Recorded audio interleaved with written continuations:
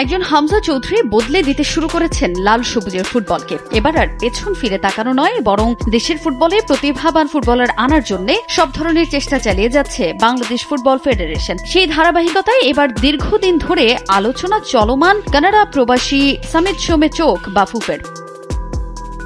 Asian cup কোয়ালিফায়ার্সে ভারতের বিপক্ষে ম্যাচের পর এবার মিশন ঘরের মাঠে সিঙ্গাপুরের বিপক্ষে ম্যাচ। আর সেই ম্যাচের আগে সামিত সোমকে দলে অন্তর্ভুক্ত করতে তোড়জোড় চালিয়ে যাচ্ছে বাফুফে। শুধু সামিতই নন, বরং আগামী জুনে 30 জন বিদেশি ফুটবলারকে নিয়ে একটি ট্রায়ালেরও আয়োজন করার পরিকল্পনা দেশের ফুটবলের অভিভাবক সংস্থাটির, যেখানে 4 জন প্রবাসী নারী ফুটবলারেরও ট্রায়ালে অংশ নেওয়ার কথা রয়েছে। এখানে মনে করেন আপনার 1-2 দিন থাকবে বেসিক ওরিয়েন্টেশনের জন্য, তারপর ছোট ছোট টিম করে তাদের মধ্যে কোম্পানিতে ম্যাচ খেলানো হবে।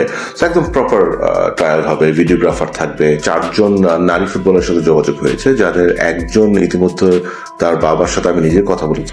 এই ধরনের কোনো কিছু যদি নেপালে করে থাকে কিংবা কোনো জায়গায় করে থাকে, আমরা সেটাতে ইন্টারেস্টেড আছি। এরা যেহেতু ন্যাশনাল টিম প্লেয়ার, তারা যখন বিদেশ ক্লাবে যায়, যে দেশে যাচ্ছে সেখানকার এফএ মানে ফেডারেশন আমাদের সাথে যোগাযোগ করে তাদের ব্যাপারে সবকিছু ঠিকঠাক আছে কি নাই।